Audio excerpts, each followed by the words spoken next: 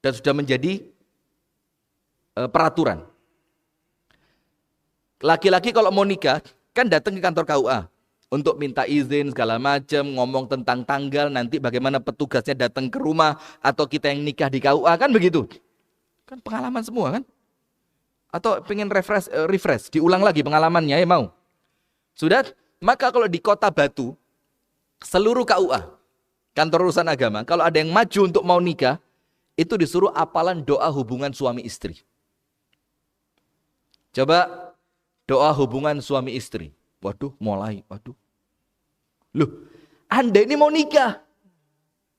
Kenapa doa yang berkaitan dengan nikah Anda tidak ngerti? Mau kita tes satu-satu? Ayo mulai sebelah mana? Ayo. Mulai sebelah mana ini? Bismillah. Allahumma nikmat. Ini sudah mulai ini. Ya, nah, ini kita mau nikah. Salah satu perkara yang paling kecil dalam pernikahan saja, kita tidak ngerti kok. Bahkan ada orang tua mau nikahin anak, tidak ngerti anaknya bisa doanya apa enggak. Ini orang tua yang tidak tanggung jawab ini. Dan jangan-jangan orang tua itu kita. Dan kita sekarang ini sudah tidak waktunya Pak, nyalain orang lain tidak waktunya sudah. Zaman sekarang ini sudah mulai waktunya opo memperbaiki diri sendiri. Lah sekarang orang ceramah aja, dia mau gak enak nyender tok iku mulai pertama iku. Sopo sing ngundang iku, Bang? Cok diundang maneh. Loh, kalau kita merasa tersindir itu obat. Lah kalau ndak merasa tersindir atau kesindir lah kok ngamuk, ya gak usah ngaji. Loh kita baca Quran itu Pak kesindir. Baca Quran, lek ngerti lo ya, lek ngerti. Kesindir. Lo moco ayat tentang orang munafik. Loh kok nyindir saya ini? Wah, gak enak Quran iki wis. Gak usah diwaca wis Quran ini. Baca ayat tentang orang-orang musyrik. Loh kok saya ini? Salah satu cirinya orang musyrik apa? Tidak senang ke masjid. Lah ketika kita baca Quran, kok ada ciri orang musyrik tidak senang ke masjid, kita tidak kesendir, ya parah kita ini. Atau kesendir tapi ngamuk. Wah, ini jangan-jangan Quran buatannya Wahabi nih. Gak wasik kira. Aku tak golek Quran liyane ae, coba. Nah, maka sekarang hadirin, di Kota Batu itu, di Kota Batu, yang mau nikah wajib hafalan doa hubungan suami istri. Kenapa? Ini pengaruhnya besar. Seorang laki-laki, suami dan perempuan istri, ketika mereka hubungan suami istri, baca doa tersebut. Bismillah, Allahumma barik lana. Wah kan, mulai. Bismillah, Allahumma jannibna syaitana wa jannibis syaitana ma razaqtana. Kenapa berdoa seperti itu? Fa inna syaitan yusyarikukum fi amwalikum wa ahlikum wa ta'amikum. Karena setan itu gabung sama kalian dalam harta kalian, dalam makanan kalian, dalam hubungan suami istri kalian. Kok enak setan? Maka tahu enggak cerita? Ada setan kurus, ada setan gemuk. Belum pernah tahu ceritanya? Tak ceritani waktunya habis, tak ceritani penasaran ya. Ada setan kurus ketemu setan gemuk. Yang kurus tanya, kok lemu? Iya, enak aku. Turuku enak, manganku enak. Loh sampean kok kurus? Wah, gak tahu mangan, gak tahu turu. Loh kok iso? Iku ben kate mangan, bismillah terus. Kate turu, maca donga, gak kebagian mangan, gak kebagian gen turu aku. Temennya ngomong yang gemuk ngomong apa? Oh, sak waliane aku iki enak. Juraganku gak tahu ngaji blas. Muangan iki langsung wak. Wiku aku warek. Kate kumpul mbek bojone, kate donga. Wah, aku melok, Pak. Lemu ngene awakku malian. Nah, panjenengan ini termasuk menguruskan setan atau mau menggemukkan setan?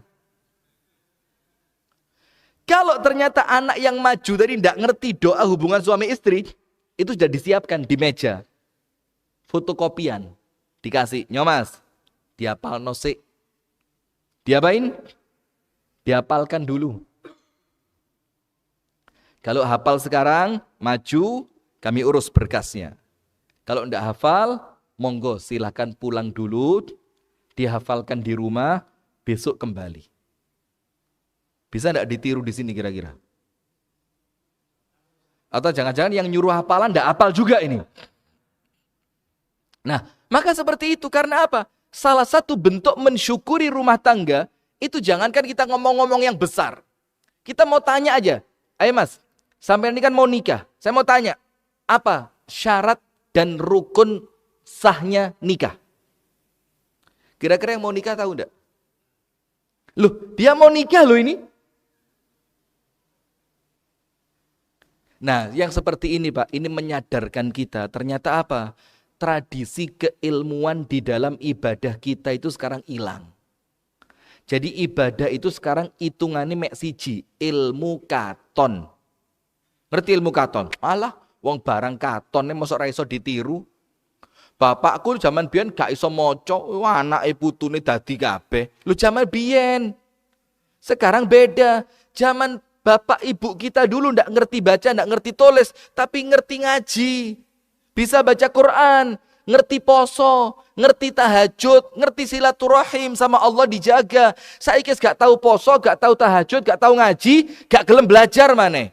Nah, itu satu bentuk kufur dalam rumah tangga. Tidak menjalankan rumah tangga seperti yang Allah inginkan. Akhirnya tanpa kita sadari kenikmatan rumah tangga itu oleh Allah sedikit demi sedikit apa?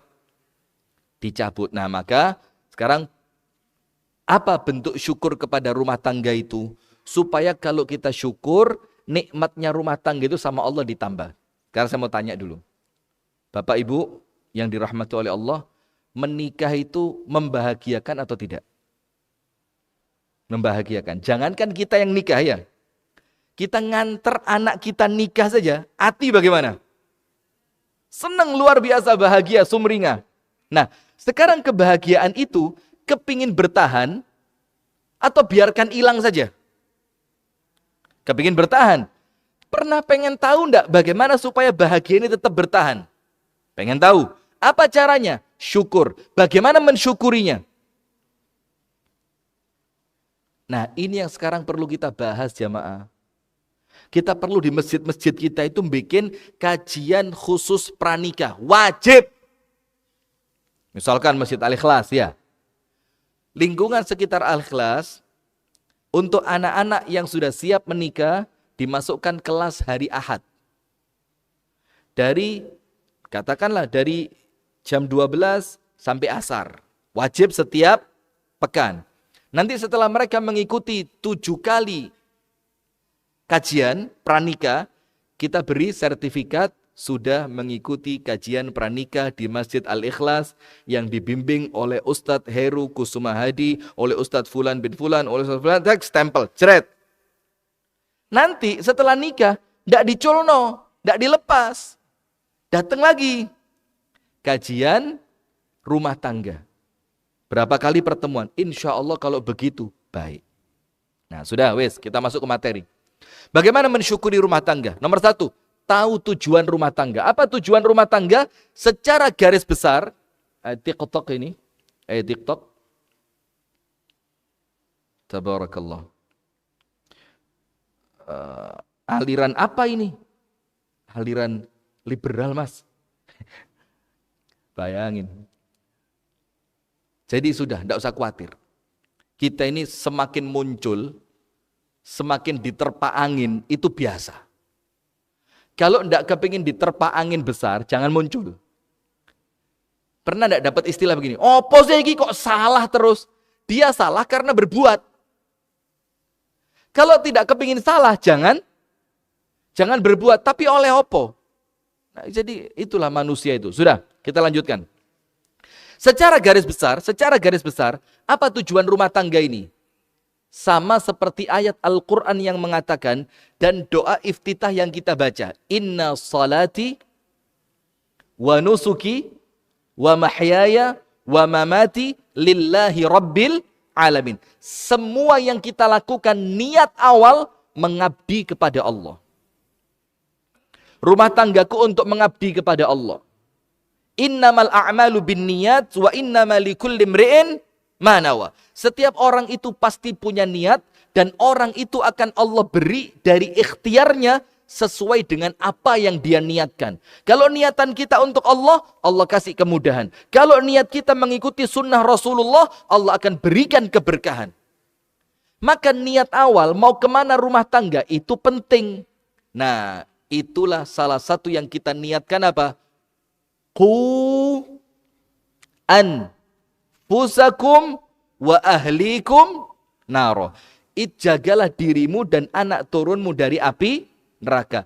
Itulah kenapa Nabi Yakub, Nabi loh ini, dan anak-anaknya sudah besar semua. Sebagian jadi Nabi juga, termasuk Nabi Yusuf. Kan begitu. Itu ketika mau meninggal, anaknya dikumpulkan. Tahu kan pertanyaannya Yakub sebelum anaknya meninggal apa pertanyaannya? Ma ta'buduna mim ba'di. Nak, kalau nanti bapakmu ini meninggal, apa yang akan kalian sembah? Bayangin, ngontrol anaknya mau nyembah apa, itu sampai detik-detik terakhir menjelang kematian. Kalau kita detik-detik terakhir menjelang kematian, saya bingung ngurusi waris. Ya apa ini? Bapak SKT dead loh ini. Iki sawah durung diurus loh ini. Sertifikat omah sing petok iki durung metu lho sertifikate. Ya apa-apa sing ngurus petok engko iki. Iki sertifikate apa iki susah lho balik namanya lek bapak kadung mati. Gak usah tanda tangan wis, tarikan jempole kayak ono tinta peneken wis nang kertase. Coba, ini mau mati masih urusan waris. Sementara Nabi Yakub urusannya besar. Nah, nanti kalau saya mati kamu mau nyembah apa? Nah, ini loh tujuan rumah tangga kita. Bagaimana kita itu menikah, kita bisa mendidik istri menjadi penghamba Allah yang terbaik, kita bisa mendidik anak menjadi hamba Allah yang terbaik. Sehingga ketika awal nikah, niatan itu sudah dapat nilai dari Allah, dicawang sama Allah Ta'ala, seret, niatnya bener. Saya pengen punya anak, yang anak saya nanti menjadi penyembah Allah Ta'ala. Saya pengen punya istri yang akan saya didik istri saya nanti tidak boleh keluar kecuali pakai jilbab yang rapi. Lah sekarang enggak. Istrinya keluar, bakul sayur datang. Enggak tahu kalau di Surabaya, Sidoarjo ini. Kalau di tempat kami di Kasembon sana, bakul sayur itu sekarang tanda kalau dia datang itu pakai bel. Di sini pakai apa? Bengok-bengok. Wah kurang keren berarti, masih menang sana berarti ya. Tapi ngebeli pas wong sholat subuh, Allah pas. Kayak ini, seperti ini kejadiannya. Pas Allahu Akbar, tet. Dan sepanjang ini, serius. Tuh,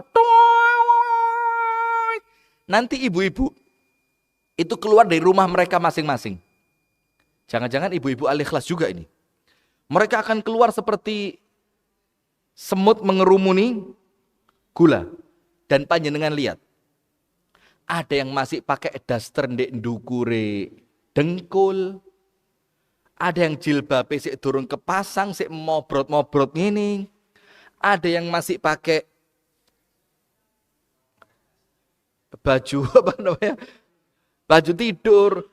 Ada yang belum rapi, wes metu kabeh ono sing seiler iki lho sik ngecap dek gini. Durung dilapi blas. Ini ketika istri keluar seperti itu, panjenengan tahu Pak? Salahnya suami tidak mampu mendidik istrinya. Mohon maaf ya, salahnya siapa? Suami. Karena istri itu hidup di bawah tanggung jawab siapa? Suami.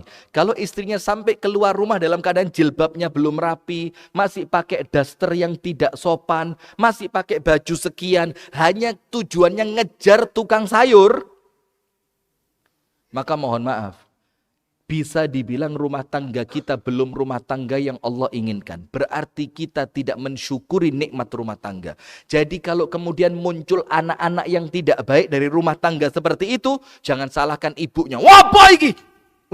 Kaget semua ya. Wah, anak koyo ngene gak diatur mbek emak ini. Nah, maka ibu-ibu jangan kalah, Bu. Lho ya apa iki? Ibu kok koyo ngene gak diatur mbek bojone. Panjenengan ganti tuding suami itu. Karena apa? Istri itu ibarat bayang-bayang. Lek kayune kenceng, bayang-bayangnya apa? Lurus. Kalau kayunya kaya oyote bulet, istrinya ngikut. Kenapa begitu? Karena memang laki-laki itu ar-rijalu qawwamuna 'alan nisa. Laki-laki itu pemimpin. Dan kalimat qawam itu diambil dari kata qawim. Qawim itu lurus. Berarti suami itu harus lurus supaya dia bisa meluruskan istri yang terbentuk dari tulang yang apa? Itu makna qawam. Dan laki-laki itu menjadi qawam, bapak-bapak yang dirahmati oleh Allah, syaratnya 2. Supaya ketika panjenengan mengarahkan istri itu tidak ngomong ini, pret. Supaya ketika panjenengan itu merentah istri itu tidak, hopo mas gede omong loh. Maka syaratnya 2. Ar-rijalu qawwamuna 'alan nisa. Laki-laki itu pemimpin untuk siapa? Istri mereka. Itu dengan 2 syarat. Syarat yang pertama, bima faddalallahu ba'dahum 'ala ba'd. An-Nisa 34. Bima faddalallahu ba'dahum 'ala ba'din. Laki-laki itu punya kelebihan. Sehingga ketika laki-laki punya kelebihan dibandingkan istrinya, istri apa? Tunduk. Maka ibu-ibu tahu istilah sekarang, independent woman.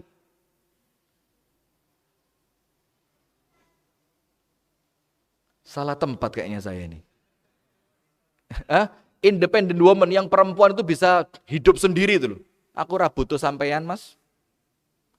Sehingga ketika istri itu menjadi seperti itu bu, kalau tidak berawal dari istri yang baik dan dia jadi istri independen, dia tidak takut sama suami. Pegaten, gak usah meneh saiki mas. Enek sampean gak enek sampean podo ae. Aku lho iso urip dhewe. Penghasilan saya mas dari online shop itu ngalang-ngalai kerjone sampean saulan mas. Nah ini bahaya. Kenapa? Karena suami tidak punya kelebihan. Dan kelebihan yang diminta di dalam syariat supaya suami itu bisa mengarahkan istrinya dan istri ketika diarahkan itu tunduk, itu 2 kelebihannya. Nomor 1 apa? Kelebihan ilmu. Kalau bahasa kita sekarang intelektual. Ketika suami intelektualnya bagus, ilmunya bagus, istri ketika diberitahu, oh yo pantes sampean ngandani mas, wong sampean wong duwe ilmu kok. Tapi kalau tiba-tiba pulang pengajian, saat durungnya gak tahu ngaji, gak tahu moco, gak pernah belajar, tiba-tiba pulang, dek, jari ustadz emang ar-rijalu qawwamuna 'alan nisa. Kata istrinya apa? Seket subuhan sepisan ae mas, gede omong. Gak bisa. Maka kelebihan yang pertama apa? Ilmu. Itulah kenapa dalam Islam itu Pak, ilmu ini pondasi segalanya. Iqra bismi rabbikal ladzi, Allah nyuruh baca. Fa'lam annahu la ilaha illallah wastaghfir li dzambik. Suruh cari ilmu dulu baru ibadah. Pondasi. Maka kelebihan yang Allah minta dari seorang laki-laki, kelebihan apa? Ilmu. Sudah ya? Kelebihan ilmu. Dan istri itu jamaah, ibu-ibu, bu, akan lebih hormat kepada suaminya ketika suami itu tidak sekedar suami tapi gurunya. Maka takzimnya 2.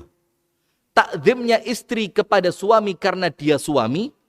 Yang kedua, takzimnya istri kepada suami karena suamiku adalah guruku. Itu kelebihan yang pertama yang Allah minta. Yang kedua apa? Ibadah.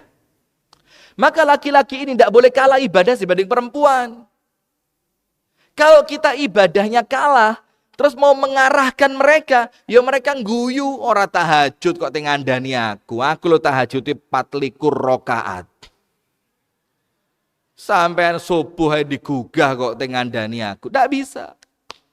Bima faddalallahu ba'dahum 'ala ba'd. Sudah ya? Saya minta waktu 3 menit lagi, 3 menit. Kelebihan yang kedua, ibadah. Ilmu dan ibadah. Syarat yang kedua. Syarat yang pertama, suami yang punya kelebihan. Syarat keduanya apa? Wa bima anfaqu min amwalihim. Ketika suami itu membelanjakan sebagian hartanya untuk kebutuhan rumah tangga. Jadi kalau yang jadi pemegang finansial itu adalah istri, ya suami tidak bisa berkutik.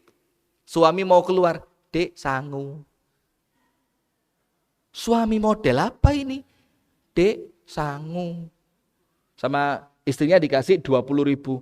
Wah, ora cukup, Dek. Ngerokok itu saiki 32 Dek. Ra usah ngerokok, kenal pot ae. Aduh, Dek, wah. Ngene. Jangan ngomong poligami, jangan kedukuran. Kesampluk pesawat nanti. Kedukuran dia. Wa bimaan maka suami itu punya ngene, Pak. Iso ngene, Pak. Itu ketika uang dalam kendali dia. Dia yang kerja. Dia yang pegang uang. Dia yang membelanjai. Dia yang menafkahi. Dia yang ngatur. Maka ayatnya, Pak, wa bima anfaqu min amwalihim. Min di situ artinya apa? Sebagian. Karena dia membelanjakan sebagian dari hartanya untuk istrinya. Artinya kalau sebagian, berarti uang dipegang siapa? Bapak-bapak yang terhormat? Setuju? Serius? Setuju? Bu, bagaimana Bu? Uang dipegang suami, Bu. Setuju, Bu? Yang keras, Bu. Uang dipegang suami, Bu. Setuju? Bagus, ibu-ibu luar biasa. Kelihatan suaminya keren-keren ini ya.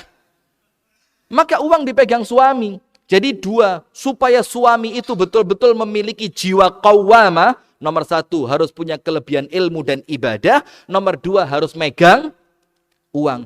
Orang itu kalau megang uang, melaku nih seji. Jujur ya benda? Beda.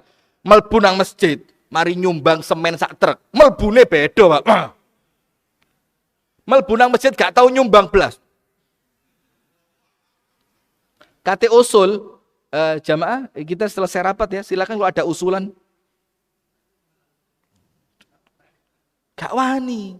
Ya walaupun itu ndak benar ya, itu ndak benar. Jadi jangan merasa sombong karena uang dan jangan merasa rendah diri karena uang. Jangan. Tapi kan yang kita lihat kan begitu ya kan? Nah, maka Al-Quran itu ndak pernah salah. Laki-laki bisa ngatur istri kalau dia punya duit. Sampai banyak perempuan berani disembunyikan jadi istri siri singitan hanya gara-gara dibelanjani gede. Gak.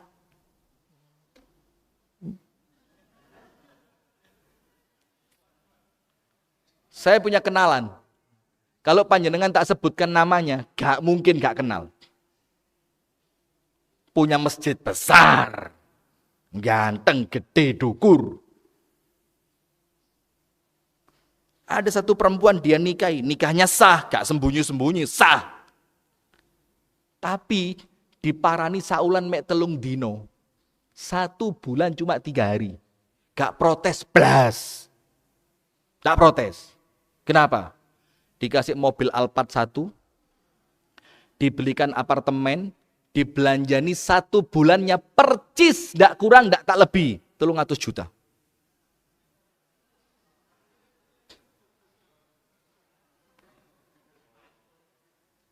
Ya uangnya dia, bukan uang saya.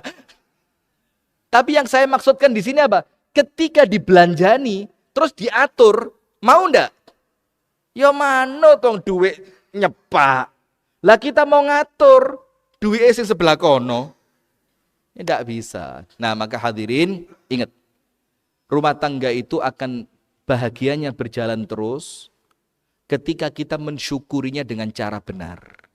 Dan sebagaimana yang Allah janjikan, Allah akan tambah kenikmatannya kalau disyukuri.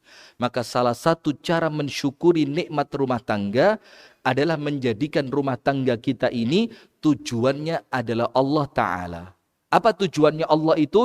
Jadikan rumah tangga menjadi orang-orang yang ibadah kepada Allah. Jadikan rumah tangga dengan aturannya syariat Allah. Jadikan rumah tangga tempat untuk memuliakan Allah Ta'ala. Jadikan niatan dalam rumah tangga membina anak-anak yang kelak anak saya akan menjadi penghamba kepada Allah Subhanahu wa Ta'ala. Maka sebaliknya kita dianggap kufur kalau rumah tangga kita tidak mengenal Allah Subhanahu wa Ta'ala. Maka cintanya pasti pudar. Keharmonisannya pasti berkurang. kebahagiaannya seiring berjalannya waktu akan sirna. Mudah-mudahan Allah Ta'ala memberikan kebahagiaan kepada rumah tangga kita semua dan menjadikan anak-anak kita anak-anak yang salihin dan salihat dan menjadikan mereka benar-benar menjadi qurrat a'yun mulai mereka kecil sampai kelak kita meninggal dunia, dan Allah jadikan semua itu sebagai ladang kebaikan dan pahala dunia sampai akhirat. Amin ya rabbal alamin. Barakallahu fikum. Dari kami cukup sekian, kami tutup dengan doa kafaratul majlis. Subhanakallahumma wa bihamdika asyhadu an la ilaha illa anta astaghfiruka wa atubu ilaik.